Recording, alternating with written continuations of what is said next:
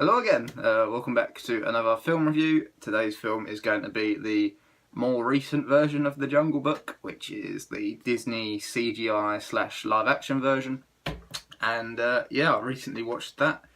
I think it's been out about a month now, so I'm not too quick to it, but yeah, I've watched it recently, and I really enjoyed it, and I thought I'd give a quick review about it and say, how much it compared, I suppose, to the old one, the Disney animated classic. So, we'll get into it. So, going into this, obviously, there'd been a lot of promotion, and everyone's seen the trailers and whatnot for this film. And, it was a lot of expectation, I think, amongst fans about how they were going to, handle such a big name in the Disney community, in all honesty. For me, it's one of the first Disney films I ever watched, along with the Aristocats. So, there was a lot of pressure, I think, from fans for it to be a really good film and, kind of live up to the expectations that the first one had given. And when they announced the cast was really strong. They had Bill Murray was going to be Baloo, Shere Khan was Idris Elba, and there was also people like Scarlett Johansson's in it, and Christopher Walken's in it, Ben Kingsley's in it. So the actual cast itself, voice-wise, was really strong. The young child, I think he was only about 8 or 9, that they got to play Mowgli. It was his first film. I think he did very well. You wouldn't have thought it was his first film. He was very confident. He was a very good actor, considering he probably had to play off a lot of CGI and green screen for this film. I think he did a really good job. And as the film goes, it stuck to the storyline pretty well. It was very, very interesting how they worked the Mowgli idea into being a wolf cub, a man cub, and the way that they kind of brought Shere Khan into the film and kind of made Mowgli leave his family of wolves as such is it was well thought out, the way that they did it. And it was, like I say, the CGI in this film, it was very, very good. The animals, they looked realistic.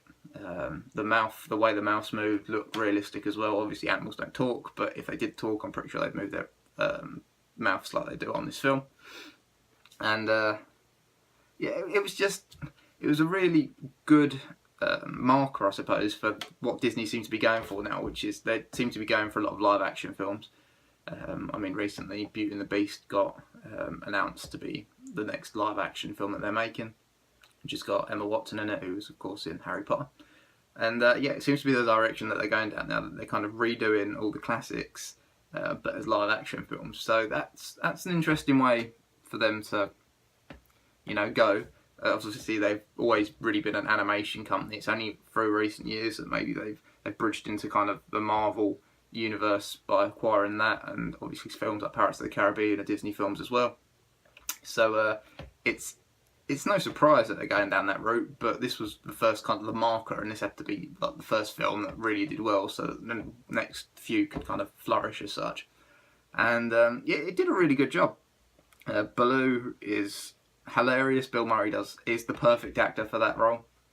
He sings, he cracks jokes. He's the one actor they could have gotten that's so similar to the way the original character was that you wouldn't kind of differentiate between the two.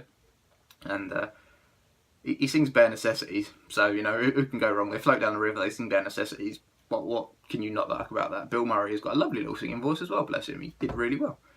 And we got that. We saw King Louie, who's voiced by Christopher Walken, singing "I Want to Be Like You." Which was also very funny. Christopher Walken, I've never heard him sing before, but that was something. All around the film it was very interesting that they stuck to the original story so well, but kind of integrated CGI and just kind of the animals interacting with each other differently into the film. So it was really enjoyable, and it's definitely. If Disney are going to go down this route more and more often now, I think it's definitely a very viable route for them, because it bridges, I suppose, a gap between the old animation style, but you want to keep that story from that old animation style, but then moving into the newer version, I suppose. Unfortunately, we didn't get the crows from the Jungle Book animated film, but that's for obvious reasons, because they were ever so slightly racist in the animated version, and I don't think that would pass too well these days. But yeah, all in all, it was.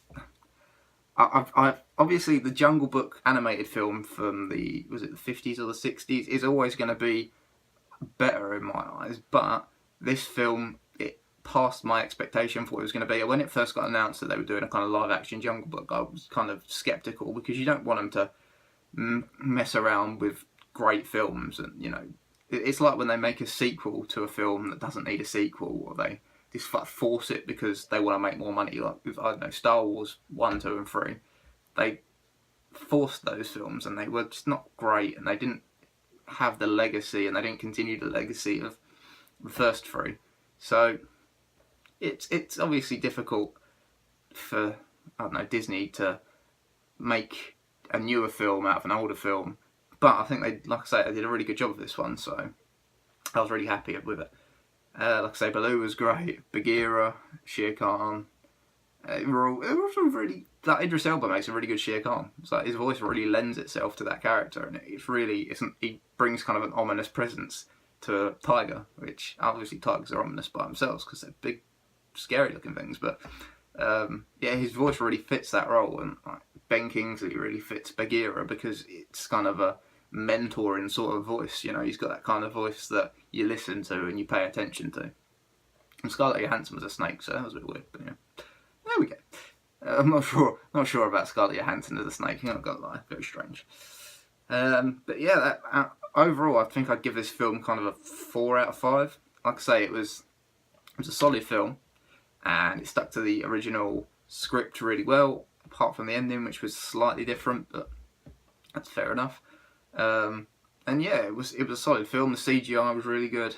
Like I say, the actor playing Mowgli, whose name I honestly don't know, the young actor whose first film it was, he did really good. Obviously, he got a very long career ahead of him if he continues to act like that. And yeah, pretty much, I would recommend anyone seeing this film, Disney fan or not Disney fan. It's very interesting to see how the animals look so realistic and interact with Mowgli, and it's just really good. And you get to see Bill Murray singing, so who wouldn't want to see that? It's like Bill Murray was a Ghostbuster. A Ghostbuster is now a bear. A bear is now singing. Can we just put that out there as being amazing? But yeah, that's probably where I'll leave this video. Hopefully you've enjoyed my review, which kind of went a little bit off topic, talking about Disney and live action, but all in all, it was kind of a good review of The Jungle Book.